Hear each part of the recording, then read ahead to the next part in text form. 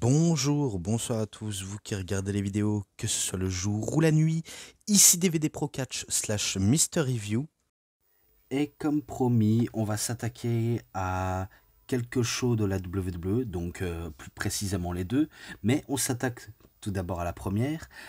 Mais bon, vous saviez que maintenant je suis un peu fidèle au poste à vous donner tous les résultats avec un peu de spoil, je le sais, mais voilà donc comment on commence cette vidéo en, en faisant la review sur le show de la WWE et la AAA. Donc le show s'intitule Worlds Collide 2025. Donc la WWE, vous savez exactement tous, mais pour la AAA, si vous saviez, tant mieux à vous. Mais si vous ne savez pas, eh ben laissez-moi vous dire de ce que c'est. C'est une structure mexicaine auquel je suis sûr que vous saviez déjà. Mais parfois, le nom de la compagnie, enfin de l'industrie mexicain, il n'est pas tellement facile à retenir. Je sais que AAA, donc triple A, il y a une signification. Donc le premier A c'est Assistencia et l'autre A Accessoria et le troisième dernier A Administration Worldwide de la Lucha Libre. Donc voilà tout. Et d'ailleurs, je sais pas ce que vous en pensez de ce show que j'ai vu sur YouTube, parce que oui, c'était que disponible sur YouTube. Vous pouvez normalement le voir de manière complètement bah, légale. Ça c'est libre à vous de le voir ou non. Et pourtant, le show va commencer tout d'abord avec aux commentaires hispaniques et aussi américains, auquel celui qui rejoint la table américaine, c'est Conan. Et le reste, c'est que des commentateurs spécialistes du Lucha, WWE ou je ne sais quelle structure de Mexique. Mais bon. Et ça va commencer notamment avec la présidente de la AAA, donc Lick Maricela Pena. Je crois que c'est la femme du défunt promoteur qui se faisait appeler Antonio Pena. Donc elle était sur le ring aux côtés de Shawn Michaels, de Triple H, de et de, on va dire, Blue Mascara, je crois. Ouais, parce qu'il y avait quand même quelques dirigeants de la AAA également, que ce soit luchador ou non. Eh ben, on va commencer avec les deux lignes nationales. Tout d'abord, le premier ligne nationale, c'est Deira Barrera qui chante l'hymne national mexicain. Puis Lilian Garcia qui va chanter l'hymne national américaine. Et que c'est elle qui va annoncer les catcheurs et catcheuses avec l'accent hispanique ou l'accent espagnol si vous préférez. Et on va commencer directement avec justement la carte principale, vu comment il n'y a pas d'autres cartes possibles. Et d'ailleurs, je sais pas si c'est le deuxième dans l'histoire où la AAA font un show à Los Angeles, Californie, parce que oui, Worlds Collide, ça a eu lieu à Los Angeles. Parce que je me rappelle très bien de quelques matchs qui va avoir euh, dedans, forcément. Et désolé si je retiens pas forcément les promos, mais par contre, si je me trompe pas, il y a aussi Rey Mysterio qui fait une promo pour accueillir la foule américaine et aussi la communauté mexicaine qui sont immigrés aux États-Unis et qui nous fait qui nous parle en espagnol évidemment. Et, euh, et voilà, j'ai pas trop grand chose à dire si ce n'est que là, on s'attaque directement au premier match. Et excusez-moi, il faut que je retrouve ce premier match. Parce que oui. C'est un match par équipe de 6 personnes. Et pour revenir à ce que je disais, je pense que c'est pas la première fois qu'ils font un show à Los Angeles. C'est parce que je me rappelle de quelques matchs auxquels il y avait dans les DVD de Rey Mysterio et de Eddie Guerrero. Bah, si vous voulez, je peux vous donner le genre de stats. Car je sais que ce show il est gratuit pour regarder apparemment. mais tout ce que je me rappelle dans le DVD de Rey Mysterio, donc Biggest Little Man, auquel je vous invite à voir si ça vous intéresse, auquel il faisait équipe avec Heavy Metal, The Latin Lover, et qu'il affrontait Farza Guerrera, Madonna's Boyfriends, pardonnez-moi, donc le petit copain de Madonna, qui se faisait appeler justement Louis Piccoli, et Psychosis, et auquel il était présent dans mon DVD, et je crois que je m'étais trompé au niveau du vainqueur, car c'était Fuerza, Boyfriend et Psychosis qui avaient remporté le match.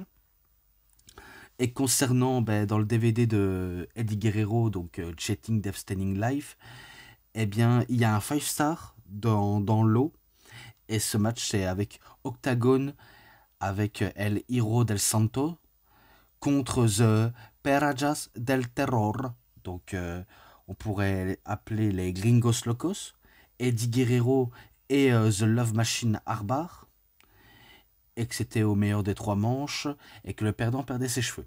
Justement, c'était Eddie et Armbar qui avaient perdu ce match-là, et qu'ils étaient contraints de se couper les cheveux. Mais bon, ça c'était le show qui était apparu dans le DVD de Rey Mysterio et dans Eddie Guerrero.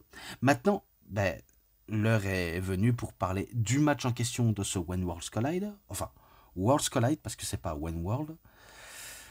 Pour ce match à 6. Alors, dans le match à 6, on a Octagon Junior, donc le fils du Octagon, à ne pas confondre avec Pentagon ou Penta, qui fait équipe avec Aerostar et Mister Iguana, donc le Monsieur l'Iguane, contre The LWO, The Latino World Order, avec Dragon Lee, Cruz del Toro, et normalement il devait avoir Joachim Wild, mais il s'est passé quelque chose à SmackDown. Je n'ai pas, on va dire, fort compris ce qui s'est fort passé, mais je crois qu'il s'est forcément blessé, Joachim Wild. Et du coup, celui qui le remplace, c'est Lince Dorado, donc le Lynx doré. Dans ce match-là, un match typiquement lucha. D'ailleurs, tout le long de la soirée avec les luchadors et les luchadoras, donc oui, si señor ou si señorita, vont justement sortir que des trucs de lucha. Ça peut être des spotfest qui racontent pas forcément grand chose, ou alors des spotfest qui racontent quelque chose. Mais tout ce que je sais, c'est que du typique lucha. Que de la lucha. Et est-ce que je peux, on va dire, faire comme genre de remarque à propos de ce petit truc, de ce petit ring, ou de l'environnement en tout cas? C'est que enfin la WWE a au moins fait l'effort pour le show en commun avec la WWE et la AAA, c'est de mettre les cordes aux couleurs du Mexique. Donc la troisième, si je me rappelle bien, c'est couleur verte. La deuxième corde, c'est blanc, comme d'hab. Et la troisième, donc en partant du bas, c'est rouge. Donc oui, on dirait un peu les couleurs de l'Italie, mais ce n'est pas les couleurs de l'Italie, c'est les couleurs du Mexique. Et du coup, au moins, ils ont au moins fait l'effort. Et au niveau des sponsors, il n'y a pas eu de sponsor. Ah, j'ai du mal à parler. Il n'y a pas eu de sponsor, si ce n'est qu'on a eu 2 logos, WWE et AAA en plein milieu, pour le côté sacré du truc. Et du coup, là, c'est d'autant plus acceptable. Dans le match, je vais pas trop m'éterniser là-dessus, parce qu'il y a tellement de péripéties, tellement de messes basses au niveau des prises, que je pourrais pas toutes les citer. Si ce n'est qu'au climax, ça va se jouer, si je crois bien, entre Octagon et Lance Dorado, je pense, auquel ils vont effectuer leur mouvement, leur prise unique qu'ils ont à leur arsenal de prise, et que ce sera Octagon qui va en venir à bout de Lince Dorado, et aussi de d'autres dans la LWO, donc Cruz del Toro et Dragon Lee. Donc c'est lui qui remporte le match, et il célèbre avec ses partenaires, donc Aerostar et Mister Iguana. Et dans le public, il y avait Dominique Mysterio, justement, qui prend le micro pour faire une promo pour le trash talker en espagnol, en disant bah, du mal encore de son père, vu comment il sait très bien que son père a fait une promo. D'ailleurs, c'est dommage, c'est que Rey Mysterio n'a pas su être guéri pour catcher, hein. Mais bon, c'est dommage, tellement dommage. Et du coup, ben, il a décidé de s'en prendre à Octagon en disant tout de même du mal de son père, parce que vu comment il a une haine immense envers son père et que il devrait pas, mais bon, c'est pour son côté connard, en disant ouais, pourquoi tu idolâtres mon père parce que tu préfères idolâtrer un père complètement raté. J'en passe des mots d'oiseau qu'il a dit à propos de son père, mais ça n'a pas plu à Octagon et qu'ils en sont venus aux mains à se frapper dessus. Et ça permet à Dominique Mysterio de prendre la décision. Je ne sais pas si c'était la meilleure ou la mauvaise, mais il décide de défier Octagon Junior pour le titre intercontinental et qui va se jouer à Money in the Bank. Alors ça, je peux vous le dire, pour moi, un match auquel ça n'a pas une grande feud, bah, c'est un petit peu décevant. Je préfère vous le dire, c'est très décevant. Mais j'imagine que le match pourrait être très bien. Mais bon, ça on ne sait pas. Et on va revenir dans Money in the Bank quand j'aurai fait la deuxième partie de la vidéo. Car maintenant je poursuis à le deuxième match, pardonnez-moi. Eh bien c'est un match par équipe de contre 2, ou match à 4 si vous préférez. Stephanie Vaquer et Lola Vice contre Chick Tormenta et Dailis. Donc les catcheuses de la AAA, donc les luchadoras, auxquelles ben, ils en sont venus un tout petit peu aux mains en trash-talkant Stephanie Vaquer en disant que c'est une vendue, que c'est une sioula, c'est une pétasse, etc. Et que je sais pas si vous étiez au courant de cette histoire, mais apparemment l'ex-petite amie de Stephanie Vaquer, car moi je ne savais pas du tout, notamment le petit ami avec qui elle sortait, aurait essayé de tuer Stephanie Vaquer, donc faire un genre de génocide pour femmes, ou alors fémicide. Je n'ai plus le bon terme du mot en tête, mais je sais que apparemment son ex-petit ami était dirigeant à la AAA et il aurait tenté de la tuer. Pourquoi? Parce qu'elle était catcheuse à la CMLL. D'ailleurs, je pense pas que elle est catchée à la AAA. Pas sûr, hein, pas sûr, mais j'ai un doute, hein, vraiment un doute là-dessus. Et apparemment, il avait été condamné et puis ressorti en 2025. Donc ouais, c'est peut-être pas une bonne chose à faire pour laisser sortir des réels connards dans la vraie vie. Mais je pense que cette personne, un peu comme d'autres catcheurs, je suppose qu'il est blacklisté de toutes les structures de catch mexicains. Je suis persuadé, pas sûr, mais bon. Dans le match par équipe, ben, on a que des catcheuses qui sont de véritables latinas, même si on a des représentantes. Stephanie Vaquer, on sait elle vient du Chili. Lola Vice, je croyais qu'elle était mexicaine. Finalement, non, pas du tout. Elle est entre guillemets cubaine. Et parmi les deux îles, ou les rudos, on va les appeler les technicos et les rudos, donc Chick Tormenta et Dailis, des deux est mexicaine et portoricaine, l'une d'entre elles. Mais bon, qu'est-ce que vous voulez que je dise de mieux ou de plus? Si ce n'est que je sais dire que des mini-stats qui valent pas forcément grand-chose. Euh, Match féminin lucha avec pas mal de démonstrations. Parce que ça c'est sûr, il y a de la démonstration. Il n'y a pas à dire. Ça s'envoie ben, des prises typiquement lucha. Surtout avec le côté féline de Stephanie Vaquer qui fait très bien le taf. Alors que du côté Lola Vice, elle c'est plus du côté ben, bagarre et un peu divertissante. Vu comment elle aime tout ce qui est striking. Que des prises totalement lucha. Vu comment elle se fait appeler la pure latina. Ou la bombe latine.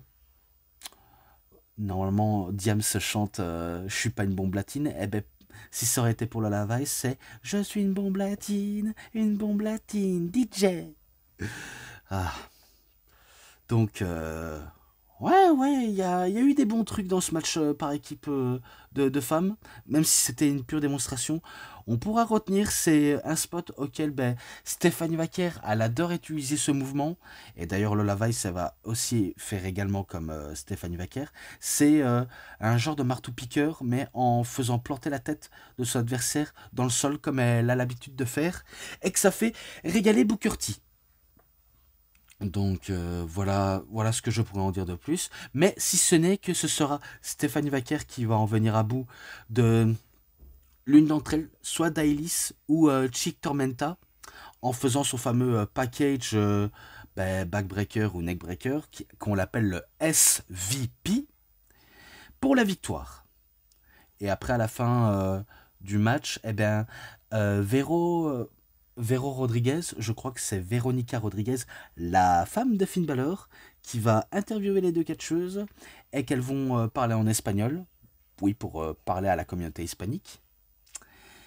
Et voilà, j'ai pas trop forcément grand chose à en citer, si ce n'est que ben, je passe à la suite, donc le troisième match.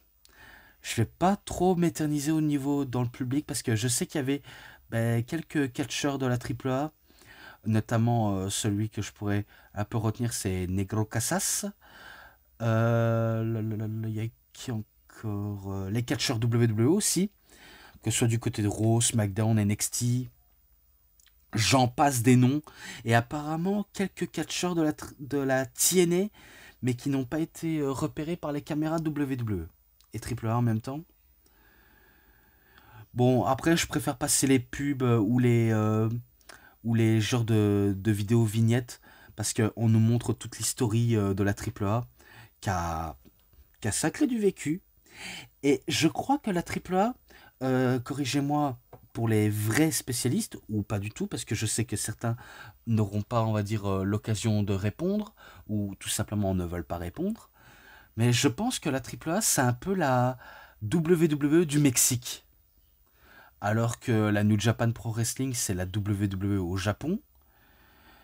Mais après, je peux confondre soit la AAA, soit la CMLL, ce soit l'une d'entre elles, la WWE de Mexique. Mais vu comment elle a été achetée, la AAA, je dirais plutôt que c'est la AAA, la grande structure, qui est entre autres la WWE au Mexique. Et d'ailleurs, du fait que ça continue, vu comment ils vont organiser au Mexique, je crois que c'est 16 juillet, je suis pas tellement sûr. Ou non, non, c'est août. Je crois que c'est août. Ils vont organiser Triple Mania. Et Triple Mania au Mexique, c'est l'équivalent de WrestleMania en Amérique. Un peu comme Wrestle Kingdom. C'est l'équivalent du WrestleMania au Japon. Mais d'ailleurs, pour être honnête, je sais pas si je pourrais vous faire les reviews de la AAA. En sachant que la AAA, c'est pas facile à suivre, hein. Et c'est pas toujours évident d'avoir tous les shows d'une traite. Parce que c'est pas tellement facile. J'avais dit des bons compliments au niveau des cordes, comme quoi ça change des cordes qui représentent le couleur du Mexique. Mais ce qui m'a un petit peu, on va dire, un petit peu des petites déceptions, c'est au niveau du ring. Je sais que le ring de la AAA, c'est à 6 côtés, comme à l'époque avec la TNA. Mais j'aurais tellement voulu qu'ils fassent le ring à 6 côtés dans le sol américain avec la WWE. J'aurais tellement voulu. Mais non, on n'a pas eu ça. On a eu qu'un ring carré, un ring complètement basique. Mais j'aurais tellement voulu que ce soit le cas. Bon, après, au niveau Triple Mania, j'essaierai si j'ai la possibilité. Si je le sais, tant mieux. Si je le sais pas, tant pis. Je vous donnerai les résultats dans un show très rapidos. Donc voilà. En sachant que ça fait un petit moment que j'avais plus vu la AAA. Et contrairement à Marius, oui, parce que je vais un petit peu dire des trucs ce que je peux penser à propos des arguments de Marius, toujours dans la bienveillance, pas dans le mauvais, on va dire, dans le mauvais terme.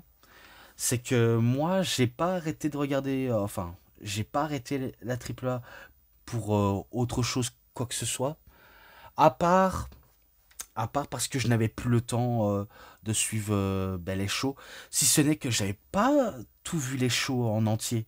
Si ce n'est que moi, je préfère regarder les anciens matchs de l'époque, qui sont, entre guillemets, des classiques pour la AAA. Donc c'est pour ça que j'ai préféré de m'attarder sur les meilleurs matchs, plutôt que les shows en lui-même, car il n'était pas forcément facile, à part un show de la AAA, qui était complet, que j'ai bien apprécié, mais sans plus. Alors que elle, c'était plutôt parce que Del Rio était de retour à la AAA. Et du coup, je me dis, ben, ah bon? Elle regardait la AAA, elle? Ah, j'ai un petit doute. J'ai un petit doute, mais je vais pas non plus le dire du mal de elle, si ce n'est que je comprends son avis. Mais moi, ce n'est pas à cause d'un catcheur que j'ai arrêté de regarder la AAA, si ce n'est que j'étais trop débordé. Entre aller chez des amis, faire des petites dessinages, faire des reviews, faire mes préoccupations et mes corvées de chez soi. Donc je ne pouvais pas faire grand-chose, si ce n'est que je sais faire que le nécessaire. Et pour revenir au troisième match, c'est encore un match par équipe de 6. Parce que oui, je me suis trop attardé à la question.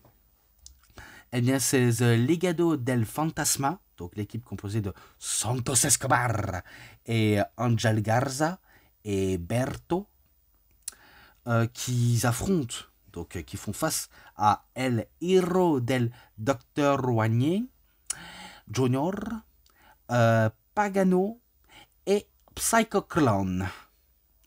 Donc oui, on a je crois qu'on a des purs pro triple A, je crois. Psychoclone et Pagano, ou Pegino, je crois. Et El Hiro del Docteur Wagner, donc le fils du Docteur Wagner, c'est comme ça comment on peut les surnommer. Un peu comme El Hiro del Vikingo, c'est le fils du Viking. Euh, je sais que... Pardonnez-moi si j'ai tapé dans le micro, donc excusez-moi. Je sais que Santos Escobar, il a déjà catché à la AAA, mais je me demande s'il a pas catché à la CMLL, lui. Je ne sais pas. Et que et qui se faisait appeler El Hiro del Fantasma. Donc si je comprends bien, ça veut dire le fils du fantôme. Et Legado del Fantasma, si je crois bien le terme latéral, ça veut dire l'héritage du fantôme. Donc pour ceux qui sont spécialistes en espagnol, corrigez-moi si vous le pouvez, si vous le pouvez pas, ce n'est pas grave. Comme je l'ai dit, du match purement lucha, avec des tas de spots dans tous les sens. Vu comment dans le premier match c'était un vrai régal, et bien celui-là c'était un plaisir, vraiment un plaisir. Et pourtant, malgré tout cela, ce sera The Ligado del Fantasma qui vont battre les catcheurs AAA. Donc, El Hiro del Dr. Wagner Jr., Pegano et Psycho Clone. Donc, c'est eux qui battent les Technicos, entre guillemets, parce que les Technicos, ce sont entre guillemets des gentils, et les Rudos, ce sont les heals. Donc, les Rudos, ce sont The Ligado del Fantasma. Voilà tout, voilà tout, voilà tout. Ensuite, plus que deux matchs après, c'est terminé.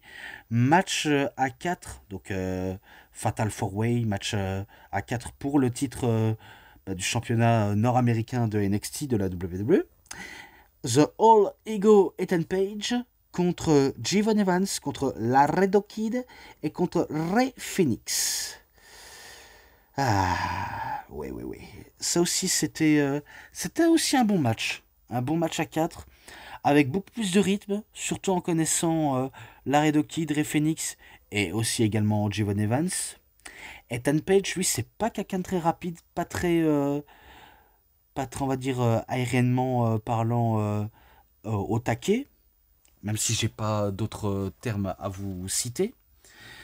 Lui, c'est plutôt dans la ruse et dans dans l'opportunisme, alors que les autres, eux, c'est plus dans la voltige et technique. Parce que j'ai ressenti ce côté technique. Un peu comme du côté des femmes, il y a eu de la technicité.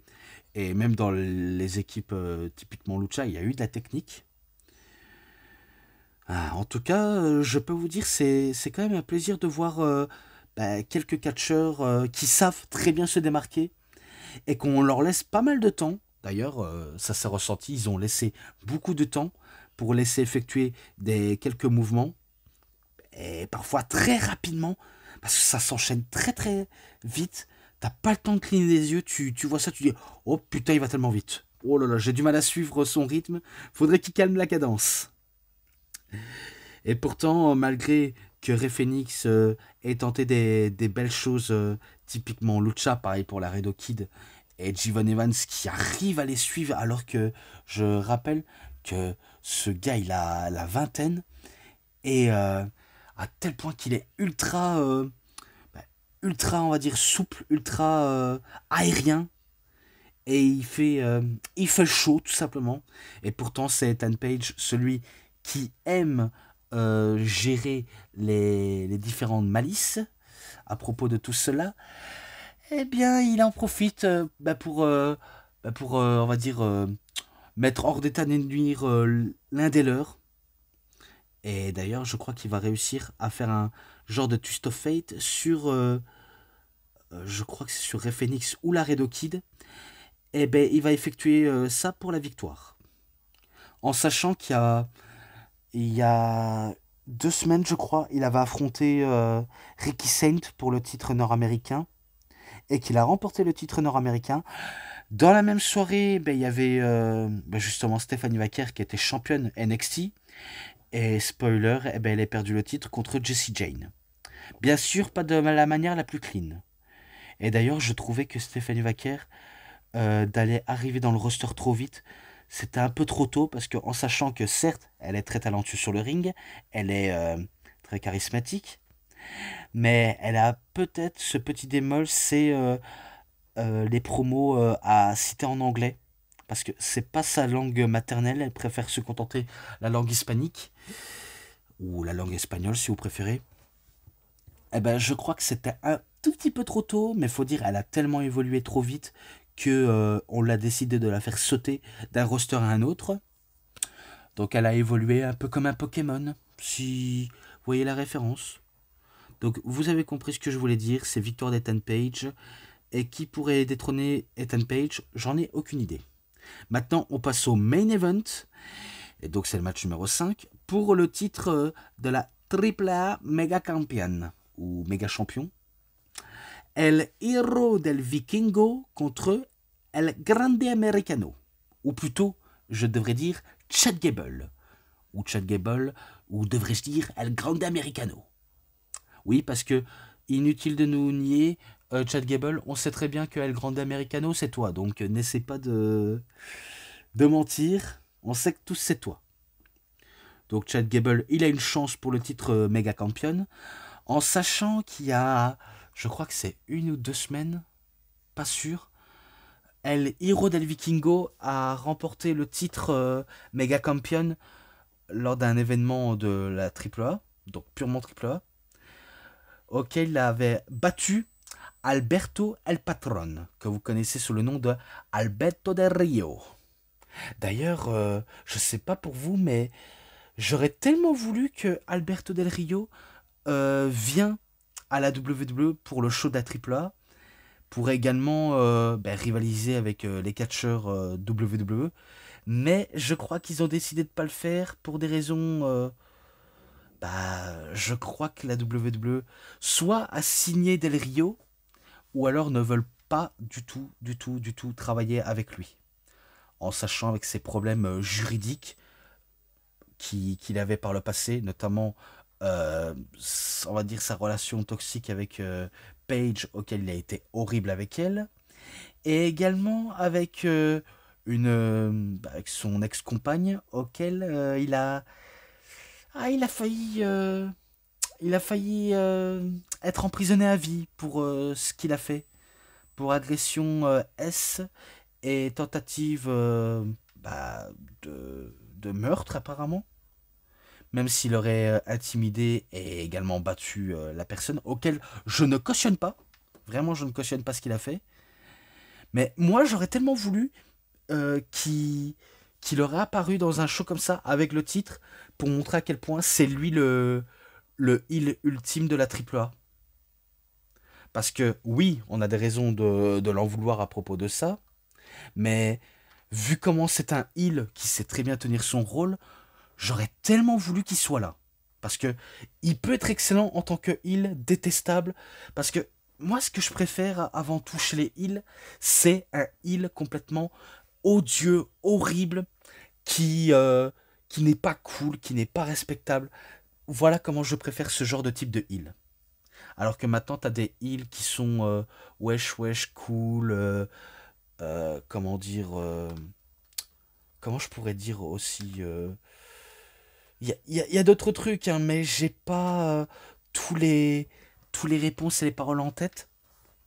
Si ce n'est que il y a maintenant des heals qui cassent trop le kayfabe. Il y a trop de heals qui montrent leur bon visage que leur mauvais visage. Alors que selon moi, un heal doit avant tout respecter le kayfabe, doit être odieux jusqu'au bout. Même si on sait que en vrai ce n'est pas forcément une mauvaise personne, les heals en question. Del Rio, je suis sûr que c'est quelqu'un de très casse-couille et qui n'est pas loin d'être sympa. Je suis presque sûr. Mais pourtant, il me manque bah, Del Rio à l'époque où il était bah, ultra bien en avant. Où il avait tout. Il avait tout. Il avait bah, son annonceur spécial, donc Ricardo Rodriguez, qui était catcheur aussi. Il avait les bagnoles, il avait le personnage auquel tu te dis, ok, il est détestable, il est riche, mais il est quand même bon. On peut l'avouer, il est tellement bon. Et voilà quoi. Ça, c'est le petit regret du passé, hein. Mais c'est dommage qu'il en soit arrivé ainsi. Mais bon, je crois que c'est de sa faute. Il n'en est que responsable de lui-même. Après, on entend quelques rumeurs comme quoi il est fort possible qu'il pourrait quitter la AAA ou le faire virer. Je préfère pas trop y penser, perso. Je préfère pas trop y penser. Je préfère penser à autre chose. Et je préfère penser au match, si ce n'est que ça a été le main event, et qu'il y a eu, bah, typiquement de trucs. Du pur lucha pour El Hiro del Vikingo, de la pure lutte pour Chad Gable. Donc, ça s'est, on va dire, concrétisé dans le tas de matchs. Dans le tas de matchs, quoi. Et que, à chaque moment, je me suis dit, mais Del Rio, putain. Ça y est, je confonds Chad Gable et Del Rio maintenant. Non, ce que je voulais dire par là, à chaque fois, j'ai cru que Chad Gable allait prendre l'avantage et essayer de capturer le titre. Parce que, imaginons qu'il le fasse et ils vont encore se vanter, bah, la WWE d'avoir écrit l'histoire. Parce que, oui, je sais pas ce qu'ils ont avec battre les records, écrire l'histoire, écrire l'histoire. Ah, finalement, je suppose que la musique de Grégory Le Marchal les a peut-être transcendés. Ou peut-être que ça leur dit rien du tout. Mais à force de dire écrire l'histoire, on a envie de chanter du Grégory Le Marchal. Donc, écrire l'histoire, tout ce que tu voudras en toi, Méline. Donc voilà quoi. Ils n'ont que ça en tête. Écrire l'histoire, battre des records, faire des gros chiffres, quitte on va dire, à ruiner nos pigeons. Ah là là. Que de trucs, hein. C'est pour vous dire, hein. Et pourtant, dans le match, certes c'était bon, mais ils ont aussi sorti une table et auquel ce sera Vikingo qui sera victime du spot de la table. Et ça va peut-être pas, on va dire, l'empêcher de continuer le match. Parce que, oui, on a tous, on va dire, une petite frayeur que Chad Gable remporte le titre. Pour une petite bonne raison. Car ce type se prétend ne pas être El Grande Americano, donc c'est un peu plus logique. Et ce que je sais, après des multiples spots des Mexican Destroyer à l'extérieur du ring, et également un genre de Poison Rana, un Hurricane Rana inversé, eh bien, il va effectuer sa prise du 630 degrés, donc oui, une inspiration ricochet, et qui va battre Chad Gable. Donc c'est lui qui bat Chad Gable et qui conserve son titre méga champion pour la victoire, pour le Mexique et pour tous ses collègues mexicains. Donc voilà tout. Et voilà comment se conclut le show de la AAA. Donc je sais pas pour vous, mais je crois que j'ai très bien apprécié la AAA. Et voilà, je n'ai pas trop grand chose à dire si ce n'est que je vais directement conclure cette vidéo. Voilà, c'est tout pour cette vidéo de review. C'était DVD Pro Catch / Mister Review. J'espère que vous avez très bien aimé cette vidéo. Et si cette vidéo vous a vraiment bien plu, vous savez ce qu'il vous reste à faire. Likez la vidéo, commentez, partagez, abonnez-vous à ma chaîne et cliquez sur la petite cloche pour avoir plus des notifications et des prochaines vidéos. Et moi, comme d'habitude, je vous dis bonne journée, bonne soirée à tous. Au revoir tout le monde pour une prochaine vidéo. A plus à tous les fans de catch. Allez, bye bye tout le monde. Salut tout le monde.